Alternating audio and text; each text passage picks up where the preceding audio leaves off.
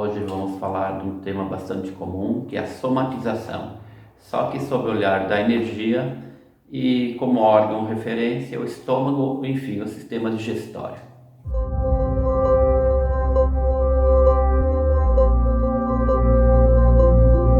Hoje eu quero chamar a atenção para um detalhe bastante corriqueiro, que é a somatização. O que é a somatização nessa óptica da energia? Os acúmulos que existem no corpo causando disfunções orgânicas. Né?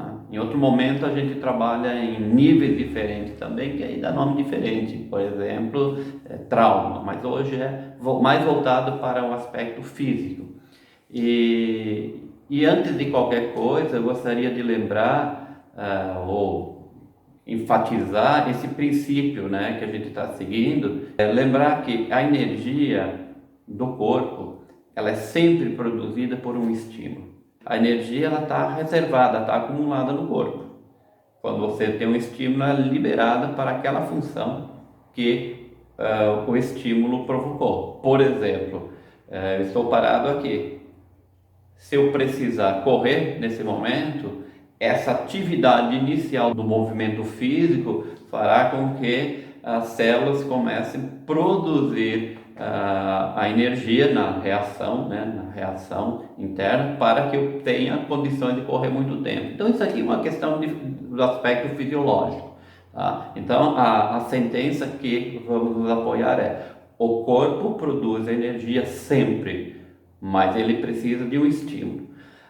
O estímulo que eu vou falar agora, tá, para a nossa questão, eu posso ter um estímulo de origem interna e outro de origem externa. Hoje eu vou trabalhar um pouquinho com o estômago. O estômago, quando você ingere qualquer alimento, começa uma atividade fisiológica no corpo para que aquele alimento seja digerido. O corpo, quando recebe um estímulo, ele responde.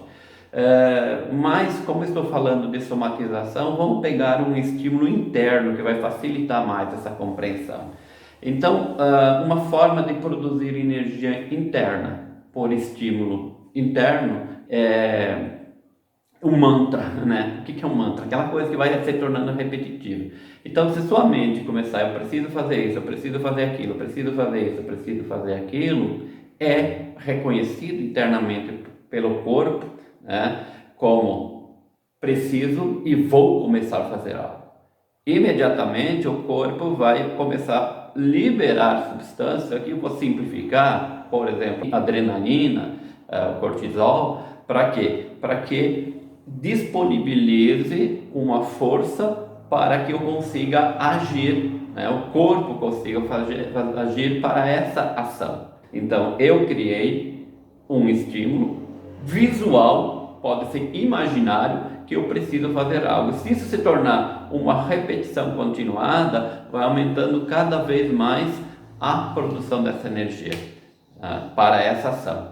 A questão, até aqui está tudo bem, está tudo dentro da fisiologia. A questão é a seguinte: se por acaso eu não direciono ou não levo ao final o corpo agindo, ou não levo para a ação esse estímulo, a pergunta é: onde essa energia costuma acumular? Onde ela vai acumular? Nesse quadro é muito comum que essa energia ela tende a se acumular nessa região do plexo gástrico, que na visão da medicina chinesa nós temos um ponto extremamente importante aqui, que costuma se acumular energia. Na visão indiana nós vamos falar em vórtice, o plexo solar.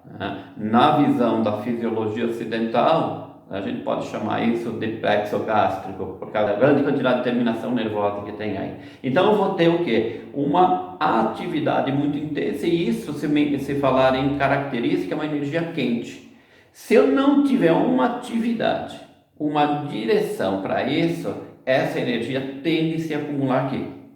Acumular nessa região em cima, exatamente em cima do estômago, comprometendo a funcionalidade dessa região.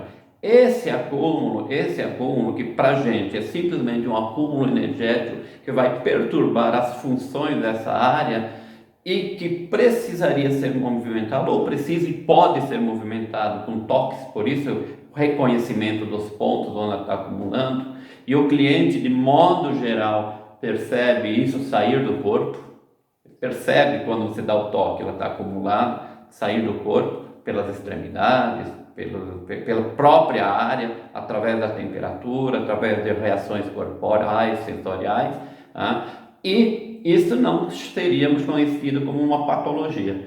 A visão mais cartesiana, vamos usar essa palavra aqui, né, vai dizer o seguinte: o acúmulo que fica aí por muito tempo, ele vai começar a irritar a mucosa do estômago, ou vai irritar esse tecido do estômago, que pode gerar uma inflamação e que pode desenvolver uma patologia, aí sim que a gente pode chamar isso de gastrite. Se prolongar mais, essa lesão pode se aprofundar, a gente pode chamar isso de uma úlcera.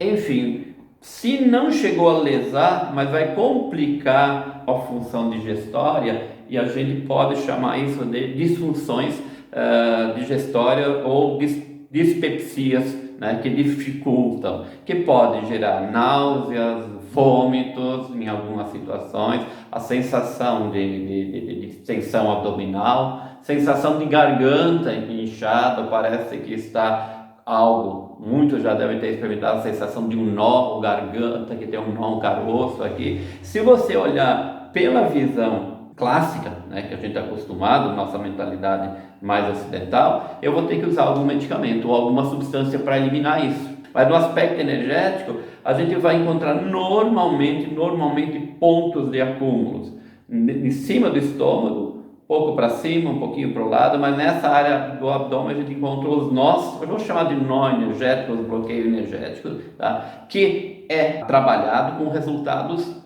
muito satisfatórios, tá? Mas entendamos que isso é uma somatização no aspecto energético. O que é a somatização? Eu produzo muita energia, né? Não dou direção a essa energia, porque a minha cabeça está confusa, ela não opta por ação nenhuma, então ela trava, e essa energia ali dentro, que ela não tem utilidade e não tem uma liberação para o meio externo, ela vai se acumulando. Então aí entra o aspecto, a psique, uma atividade psíquica, se você optar por esse termo, ela vai se densificando e vai ganhando soma, ou ganhando uma forma, né? Então aí nós temos uma atividade de somatização que, nesse exemplo específico, é alterações digestórias, gastrite, dispepsias, úlceras e seus correlatos. Então, quando o TAMI encontra um quadro desses, o que a gente vai encontrar? Primeiro, onde está a energia acumulada? Dissipa. E depois, a gente identifica por que essa energia está se acumulando, e aí entra por uma proposta comportamental, que pode ser feita aqui, né, no próprio trabalho, ou pode ser acompanhado por outros profissionais que começam a trabalhar com a questão comportamental, mas com a consciência de que não é algo de fora, você não foi uma pessoa que sofreu de um azar momentâneo, que adquiriu uma patologia, sim, que construiu uma desarmonia que vem a ser uma patologia. Se entender essa dinâmica, entender que dá para trabalhar com o aspecto energético, fica muito interessante. Por quê? Porque entendendo a dinâmica você pode interferir, reconhecer quando está se construindo, dissipar você mesmo. Isso a gente chama aqui como o auto-TAMI. Espero que tenha auxiliado, né? Se você quiser receber com regularidade essas reflexões, se inscreva. Qualquer tema que você gostaria de ver esse olhar energético ou essa abordagem via TAMI, é só enviar que a gente desenvolve o tema para a próxima reflexão.